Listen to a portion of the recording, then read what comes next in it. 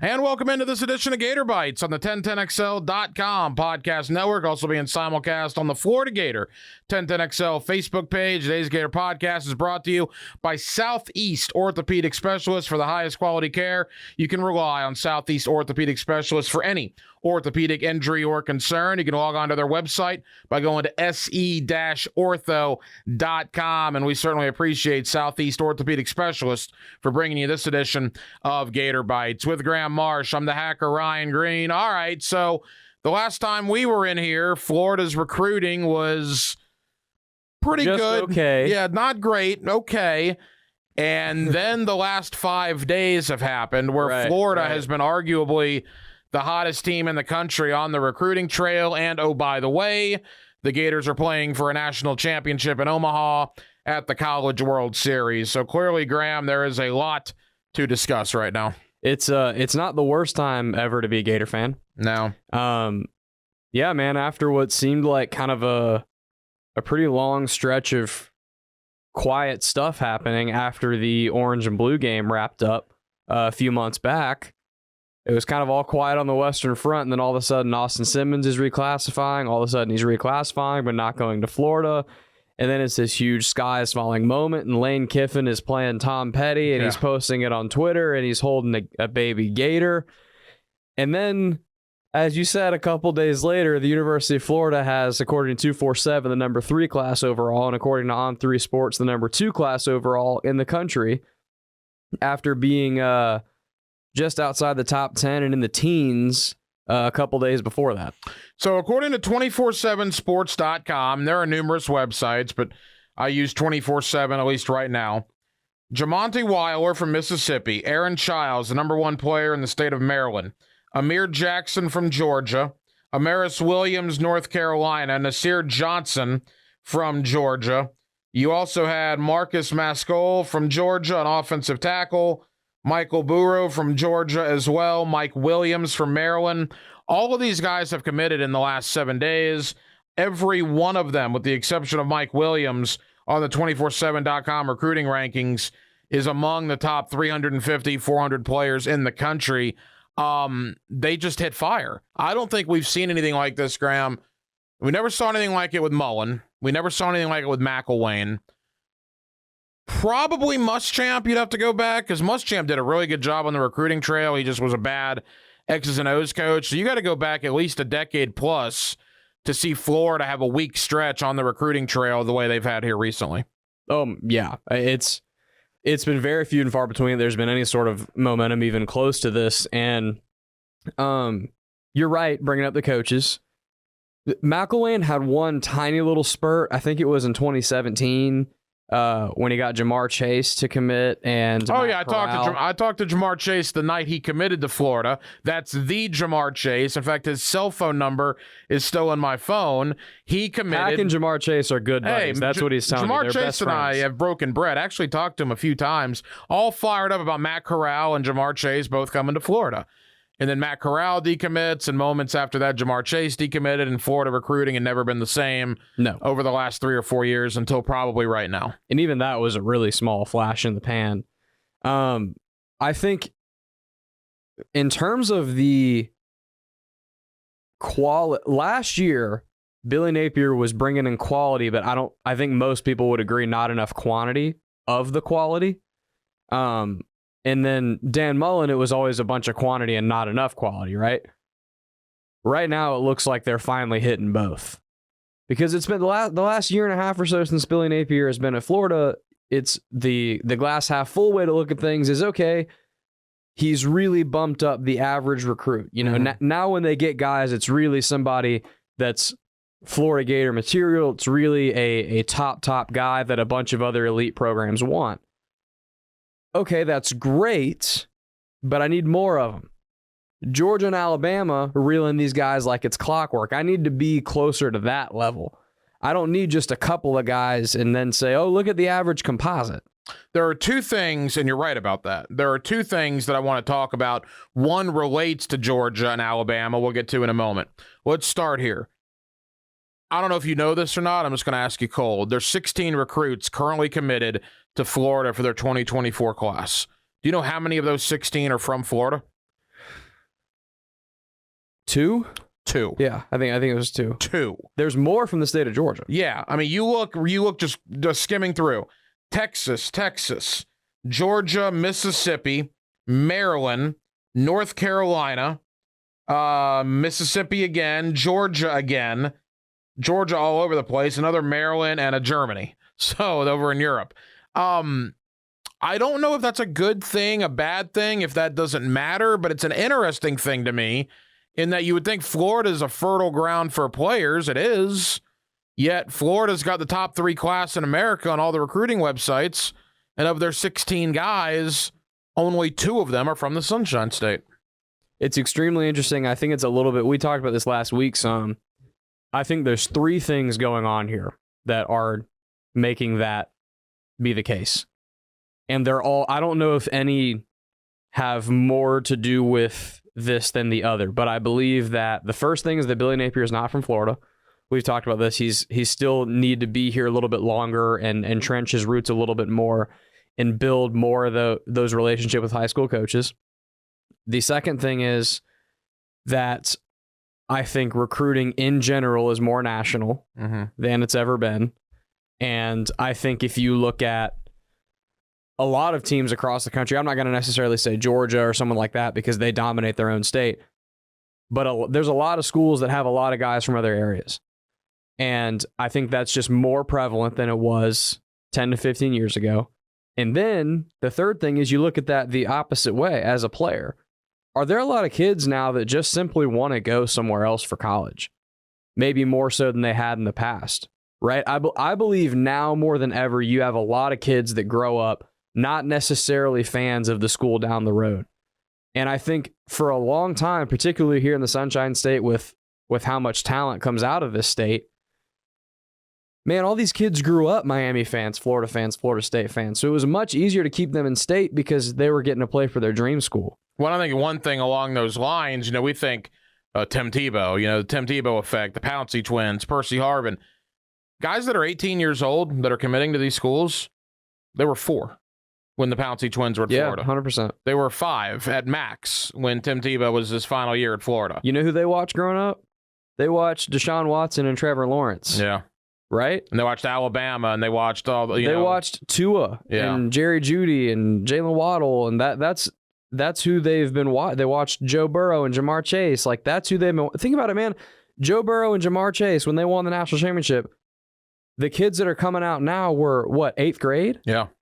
Like, that.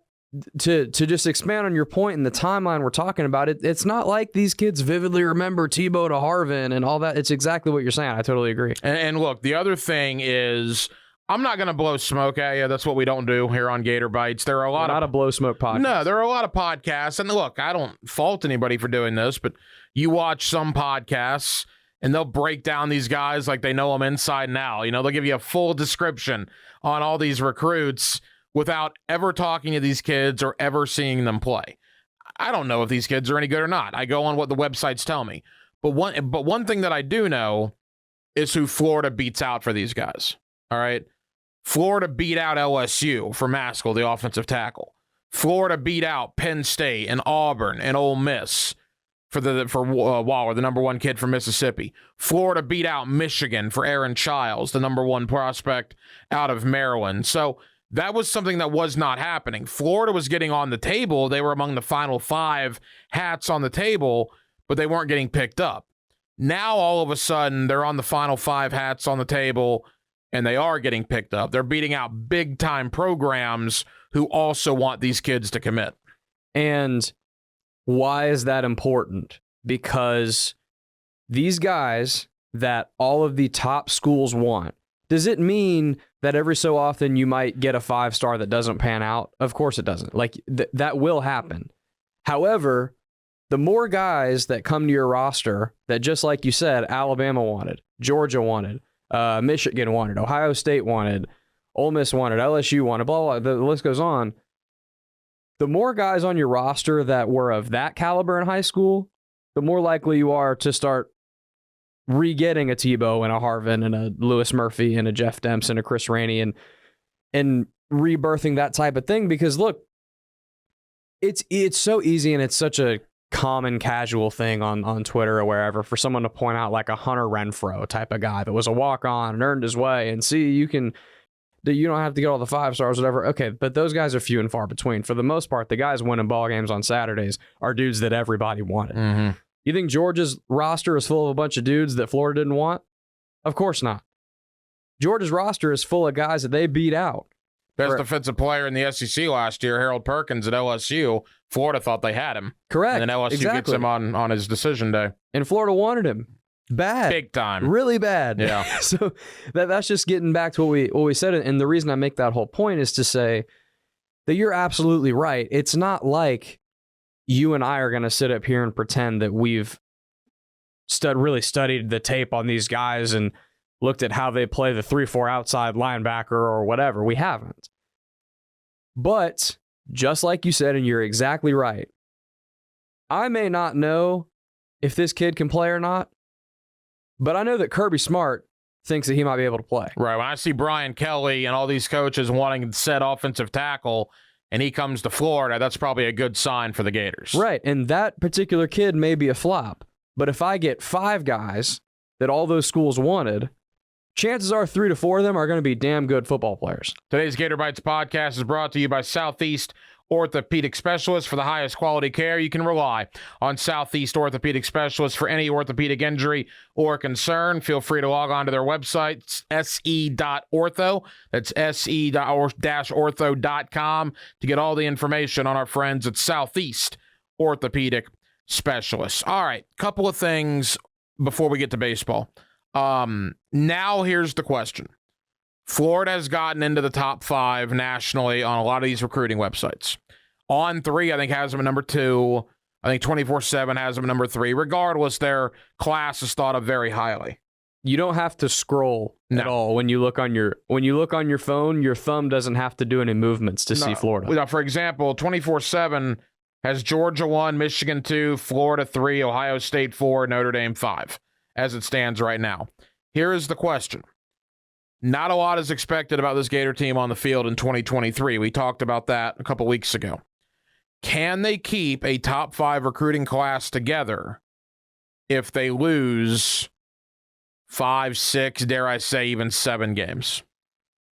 I think the difference between 5 and 7 games is pretty substantial in that regard. Agreed. I totally get what you're saying, and I totally agree. Listen, if I'm a Florida State fan right now or a Georgia fan, and I just saw Florida get all these commits and move up their rankings, I'm saying, all right, good luck when you get your butt kicked 5 to 6 times this year. Good luck keeping all these guys. Mm-hmm. That's exactly what I would say if I was a fan of an opposing team.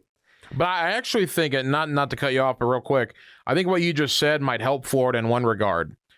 What I've been told, and again, you hear a lot of rumblings, a lot of rumors, but one of the selling points that Florida is using, and they're right, they got the new facility, they got the great staff, they got everything you need, but these kids can come in and play right away in 2024, right? When you go to Georgia, you're going to sit for 2 years. When you go to Alabama, you're going to sit for 2 years. LSU, Auburn, kind of the same thing. Maybe not so much Auburn, but LSU. Florida, if you commit to the Gators, of these 16 guys right now, most of them can come right in and play next year in a major, major way, which I do think being bad might almost help Florida in that regard. Yeah, I agree. In terms of playing time. Yes. And that's why what I was just saying is I think the difference between 5 and 7 is big in terms of how many losses Florida may have. Because I think if you are 7 and 5, I believe that is a train you can ride. Hey, wasn't a great year for us. This is why we need your help. Come in. The culture's really building here. The culture's starting to set in. We're all singing the same sheet of music here in the program. Come add this talent and lift the roof off of what we can do, and come bump us from 7 wins to 9, 10, and beyond that in years to come. I think after 7 and 5, I think you run the risk of starting to lose people. I know I'm playing a really strict mathematical game. It's not going to work that way for everybody. Obviously, I'm just kind of generalizing here.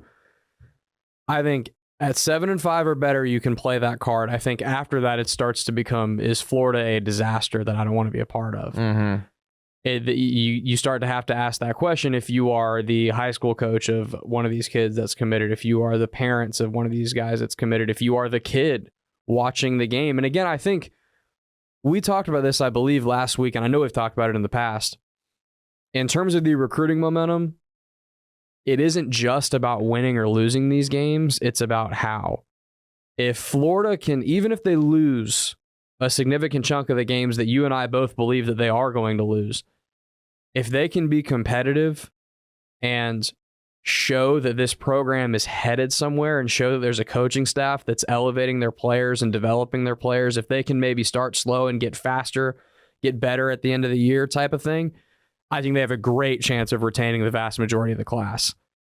I think if they get blown out a couple of times and they're getting embarrassed and the wheels are falling off and they've had to change quarterbacks 4 times and it's that type of disaster, I think that they're going to lose players pretty quick. Well, we got to go quick here, but the one thing I do agree with you in that regard, you also want the game day experience to be great. No matter what the win-loss record is, when these kids come in for their official visit to the Tennessee game and the Arkansas game and the Florida State game, you want to be good enough to have your fan base fired up to make the Swamp look as electric as possible so the kids, the recruits, the commitments enjoy their time in Gainesville. If they show up to Florida State and there's 40,000 Seminole fans in there and 10,000 empty seats, that's not exactly a lasting memory you want going into 2 weeks before the first signing period. So I think it all correlates together. But at the end of the day, because we got to end with baseball here, at the end of the day, on June 21st, 22nd, what a run for Billy Napier. Any Gator fan that had issue with Billy Napier, you can't say anything about him right now because he is doing things on the recruiting trail that Florida hasn't seen, like we said, in well over a decade. I will say here on the podcast, in front of our entire lovely audience to hear, I've had a lot of criticisms and doubts about Billy Napier in the last year and a half. Right now, the way recruiting's going, if this continues, he's shutting me up as we speak, and I'm more than happy to be shut up. Yeah. He's proving me wrong as we speak, and that has to continue. You know, the work's obviously not done, but he's given me a lot of reason to shut up my complaints and doubts. se-ortho.com, Southeast Orthopedic Specialists. They bring you Gator Bytes each and every week here on the 1010XL Podcast Network and on the Florida Gator 1010XL Facebook page. And we certainly thank the good folks at Southeast Orthopedic Specialists. Finally, the College World Series in Omaha. Boy, the Gators have been living dangerously, scoring 3 in the bottom of the 9th to beat Virginia, surviving Oral Roberts after just an unbelievable managerial error by Kevin O'Sullivan, which he owned up to. He went to the mound too many times.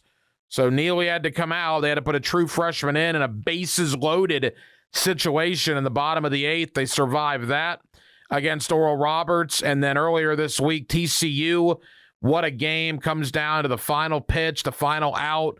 TCU's leading home run man, 23 homers on the year, hits at about 408 feet in Omaha.